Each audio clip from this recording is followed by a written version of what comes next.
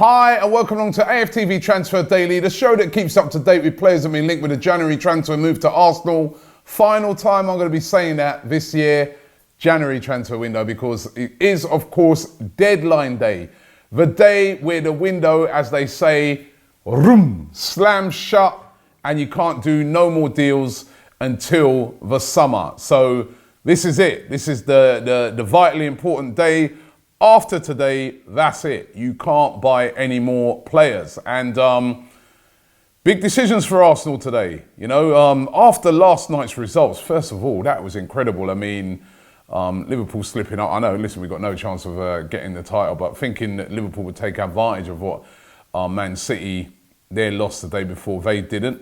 Then Chelsea getting beaten 4-0.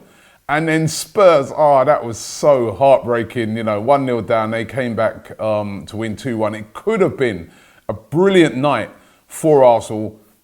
In the grand scheme of things, it was still a good night. If you look at that table this morning, Arsenal are actually in the top four. Previous night, Manchester United slipped up as well. So we're in the top four. We've got a chance to get into that top four, which will be vitally important come the summer when it comes to signing players. And plus as well, to get back into that Champions League where that's where we all want to be. And this is a big chance. And maybe signings today could have a big sort of, implication on whether we can push to get into those positions or not. And it's a real big decision day for Arsenal when it comes to a lot of the signings. We know that the Denis Suarez one is done. Denis Suarez is to be unveiled today as an Arsenal player. Unai Emery's got his main man. He's the guy he's been after the whole of the window. Barcelona even yesterday mistakenly laid it out. Everybody knows it's happening. Denis Suarez is signing for Arsenal on loan until the end of the season. But who else is going to join him? We know that Unai Emery said he was looking to make at least two loan signings. I told you that press conference earlier in the week, he said between 0 and 2. It's not going to be 0 now because Suarez is coming in. So who is going to be that other signing that Arsenal make today? Could it be Yannick Carrasco? Arsenal have been very interested in him for the past couple of weeks. They've been in contact with his club, Dalian Yifang, over there in China. Yannick Carrasco, as we know, wants to come back to Europe and play. And he would love to play in the Premier League and he would love to play for Arsenal. The sticking point, though, for the 25-year-old is, of course, the money, the loan fee. We know that this month it's all about loans for Arsenal. Arsenal want to loan him from now till the end of the season. Dalian Yifang are saying that, listen, a loan can work, but they want a massive loan fee for him. Remember, he's on big wages, and they want a massive loan fee for him. However, Arsenal seem to be unwilling to pay that massive loan fee, and this, a lot of pundits are looking on this and saying it's unlikely that it's going to happen. Would be a good signing for Arsenal. He's a quality player. He's still only 25, but again, hindered by the fact that we've got a lack of funds at the club due to circumstances, and it's not 100% that one's going to happen. As a matter of fact, it's probably looking doubtful now that we'll be able to get that one over the line in time. What about Ivan Perisic? Now, this is another one that's propped up in the past week. A lot of fans have been getting excited about it. Some fans have been a bit like, oh no, Perisic is 29. Now, me personally, I look on him, he's a world-class player. You get any sort of top-quality players like that into your squad, get them. Now, Perisic was left out of the Inter Milan squad the other day. He handed in a transfer request, really trying to push a move. But again, the sticking point has been that Arsenal have only got money to pay out for a loan.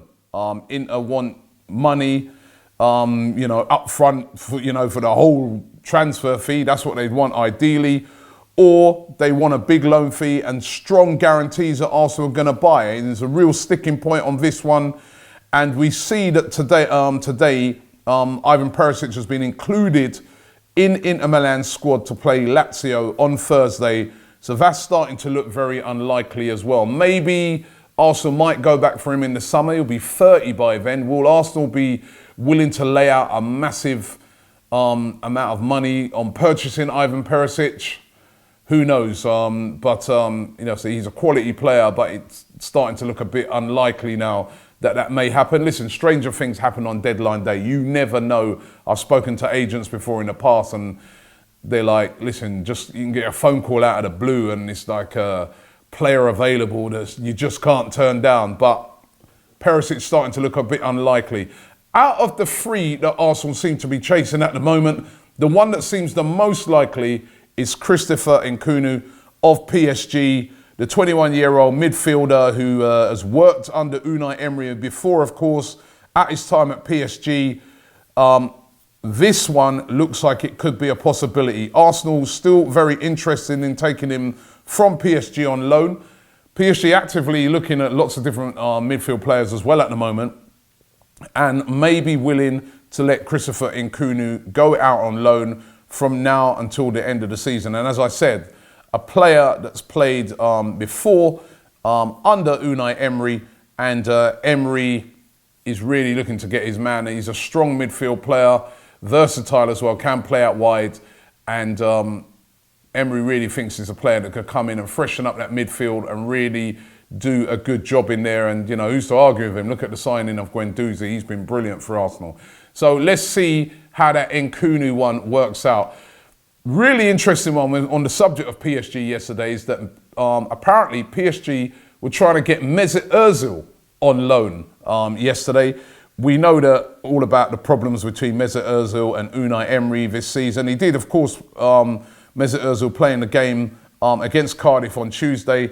But yeah, apparently PSG, who they've got this injury at the moment to Neymar. Neymar's going to be out for quite a while with a fractured metatarsal, and they're looking for cover for him, and they've identified Mesut Ozil, and we're interested in taking him on loan. However, the talk is that Mesut Ozil's turned them down, doesn't want to leave Arsenal, wants to stay at Arsenal, so will not be leaving. I wonder what you guys think about that. Do you think that would have been a good move for Arsenal to shift him out on loan and maybe bring someone else in that could have freed up maybe the funds to go and get a Carrasco or a Perisic or even a defender, which is what I think we really need, and we're missing a trick on this window. But Mesut Ozil was turned down that move. Somebody, though, from Arsenal who looks like he could be going out on loan is Emil Smith-Rowe. Emil Smith-Rowe, today, lots of rumours going around that he's going to be moving to RB Leipzig on loan. Will be the second Arsenal player, of course, to be going out there to Germany. We know that Reiss Nelson's over there at the moment. Hoffenheim has been doing brilliantly over there, really, really learning his trade. Emil Smith-Rowe, who again is another excellent prospect at Arsenal, had a brilliant pre-season.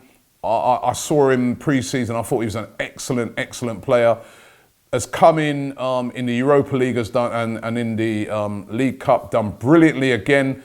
Really unlucky, I think, this kid with injuries, you know, because he's got that injury, he's kept him out for quite a while. He's back now. Probably the manager's looking at him thinking, listen, I'm bringing in Denis Suarez, possibly bringing in another player.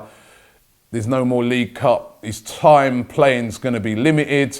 Europa League, yes, we could put him in Europa League games, but there's going to be no more sort of Europa League games where I think he's going to be throwing in loads of kids, because now we're getting down to the business end of that. But he wants the kid to play, and he wants him to play at a high level. And RB Leipzig are a high level. They're still chasing the league over there in the Bundesliga. Unlikely to get it, but they're still, you know, in lots of competitions. And, you know, it would be a great experience for a guy that I think that this guy, Emil Smith-Rowe, I think he's the real deal. I really do think that he's a player that can play in Arsenal's first team. He could be that long-term replacement for Aaron Ramsey, because he's a goal-scoring midfielder. And I really, really like him. I think this could be an excellent move for Smith-Rowe to go to RB Leipzig. So if that does happen today, best of luck to him today, and really make the best of it, because he could come back the player that we really, really need. Aaron Ramsey, of course, we know he's going. Will be maybe announced sometime in February that, you know, he's going to be joining Juventus come the summer. It's a real shame that we're losing Aaron Ramsey. He's possibly, arguably been our best midfielder this season. The professionalism of this guy has been outstanding. He's not sulked, he's not moaned, he's continued, he's given 100% in every game. He's not tried to avoid tackles and injuries. He's been absolutely outstanding, and I think he's going to go with everybody's blessing at Arsenal. He's not going to be a player that returns and gets abuse. He's going to get a lot of love when he comes back to Arsenal. But Aaron Ramsey looks like he's going. So listen, it's deadline day today. Will anybody else be coming in? Will Arsenal try and bring in a defender? Is the Cahill thing dead? We're going to find it all out today. We'll be keeping you updated throughout the day on any transfers as they happen, any announcements. We're going to be doing a couple of special shows today. We're doing a special supporters club today on transfers. Just keep it locked here today on AFTV to find out about any transfers. It's been a hard transfer window. I mean, what we've learned about this transfer window is that, it's been all spread bare and revealed to every fan that previously our transfer business has been shocking. We've bought badly, we've given bad contracts to average players. It's been a mess. The self-sustaining model has not been working. And I'll tell you what, I've been reading this article that I was chatting to somebody I did an interview on CNN yesterday, and the gentleman I did the interview very kindly sent me an article on Stan Kroenke. That's, of course, his team, the LA Rams, they go to the Super Bowl final this weekend. And I couldn't believe, when you read this article, the great things that they're saying about Stan Kroenke, the great things he's done down there in LA, where he's really put his money into this club. And then you look at Arsenal, this self-sustaining model that he obviously, for me, doesn't care about, when you compare it to the Rams. I'm not saying he should have it maybe as a priority as a record. He lives in America. We've got to be honest and logical with that. But does he care about this club? It doesn't seem that way. And it's been laid bare that, only loan deals. And this is why I think Unai Emery's doing a fantastic job. In the summer, he wasn't given the right amount of funding to try and get us into the top four. And in January, he's still not getting the right amount of funding. And they're saying he's going to have to wait until the summer. And all eyes now, once this January transfer window's over, once this season's over, and we get to the summer, all eyes are going to be on Arsenal and their board and the owner to see what they do. There's going to be no more excuses for them, because we're going to see how much money they are going to give to Unai Emery. And of course, the other thing we learnt this month is that Sven Mislintat, who came in under the old regime, admittedly, but we all thought, fantastic, at least we ain't got a lot of money, but we got a guy that can go out there and spot brilliant players and then bring them into Arsenal, so we won't need as much money, but we'll be able to really get good players in. He was doing a good job as well. Look at Guendouzi, look at Torreira, Aubameyang. He was bringing in good players, and now he's leaving as well.